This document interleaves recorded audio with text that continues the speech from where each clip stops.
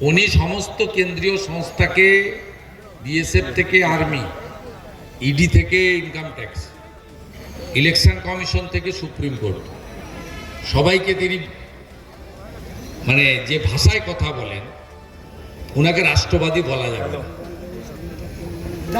উনি এখন হিন্দু ভোট পাওয়ার জন্য চারিদিকে নারকেল ফাটিয়ে বেড়াচ্ছেন, কিন্তু ট্রেন ছেড়ে গেছে। যে মুখ্যমন্ত্রী হিন্দু ধর্মকে গন্দা ধর্ম বলেন, যে মুখ্যমন্ত্রী মহাকুম্ভকে মৃত্যুকুম্ভ বলেন, যে মুখ্যমন্ত্রী রাম মন্দির নির্মাণের দিন পার্ক সার্কাসে মিছিল করেন, তাকে হিন্দুরা বিশ্বাস করে না। এই মুখ্যমন্ত্রী সিএ এর বিরোধিতা করেছিলেন, ক্যা ক্যা ছি ছি বলেছিলেন। এই মুখ্যমন্ত্রী ভয় দেখিয়েছিলেন সিএ আবেদন করলে ভাতা, চাকরি, সব বেনিফিট বন্ধ হয়ে যাবে।